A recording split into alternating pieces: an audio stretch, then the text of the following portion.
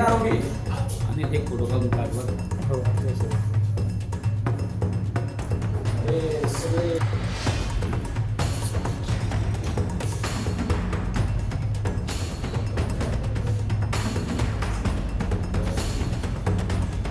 काल मनमाड शहर पोलीस स्टेशनच्या हद्दीमध्ये काल रात्र साधारणतः 22:55च्या सुमारास एक गोपनीय बातमीदारामार्फत जे DBचे कर्मचारी पोलीस कॉन्स्टेबल चव्हाण यांना मिळालेल्या माहितीनुसार नाशिकवरून रेल्वेने 4 जण येत आहेत आणि ते महाराजा हॉटेलला थांबून त्या ठिकाणी त्यांनी चोरून आणलेलं सोनं ते विकण्यासाठी येत आहेत अशा प्रकारची माहिती मिळाली. सदर माहितीची खातरजमा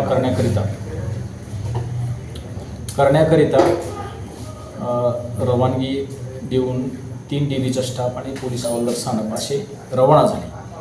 दरम्यान सदर लॉजला जाऊन भेट देत असताना ते यापूर्वीच ते 4 जण त्या ठिकाणी पोहोचलेले होते आणि ते रूम पाहत होते.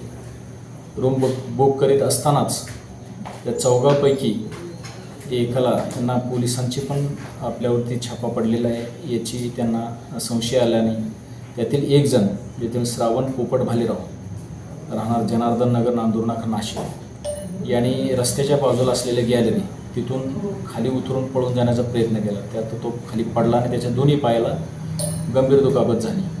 त्यानंतर पोलिसांनी जे वरती 3 जण होते त्या 3घांना त्यांचं साहित्य सगळं त्यांच्यासोबतच्या बॅगा ताब्यात घेतल्या आणि खाली आल्या त्यांच्या लक्षात आलं की हा 4था पण आहे आणि मग त्या 4घांना घेऊन पोलीस स्टेशनला आले.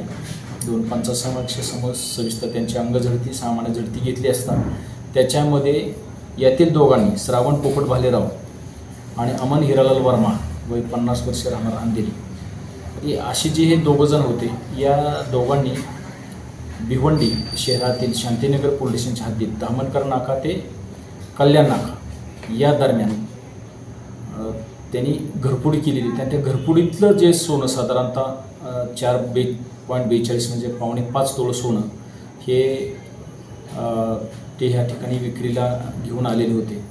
पण त्यांच्या सामान्य झडती घेतली असता त्याच्यामध्ये 1 गावठी कट्टा 3 जिवंत काडतुसे आणि जे मिळून आलेलं पिवळ्या धातूचे वस्तू आणि त्यांच्यासोबतच मोटरसायकलला स्मार्ट कीसारखा वापर करण्यासाठी कैचीचे 2 भाग वेगळे करून त्याला व्यवस्थित घासून असे 3 पीस कटर म्हणजे घरपुडीचे हत्यार 3 मोबाईल आणि साधारणतः 1020 रुपये अशी एक रोख रक्कम असा त्यांच्या याच्यामध्ये ऐवज मिळून आला.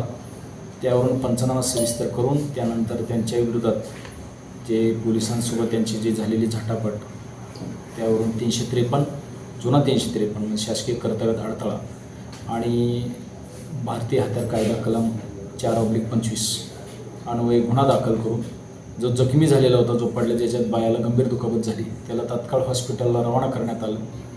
सब डिस्ट्रिक्ट हॉस्पिटलमधून त्याला पुन्हा मालेगाव येथे त्याला रेफर करण्यात आलं.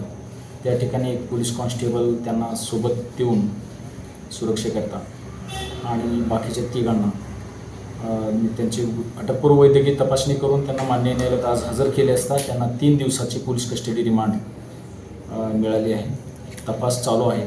सर याच्यामध्ये हे व्यक्ती सोनं कोणाला विकणार होतं याचा काही तपास लागेल नाही. ते फक्त जस्ट रूम करत होते. रूमची पाहणी करत असतानाच पोलीस पथक धडकलं त्यामुळे त्याबाबत अजून काही माहिती मिळाली नाही आणि ते तपासांती आम्ही त्याचा तपासात शोधण्याचा प्रयत्न करू की नेमकं कोणाला त्या ठिकाणी बोलवण्यात आलेलं होतं की बोलवणं बाकी होतं ते तपासात निष्पन्न होईल. Okay sir.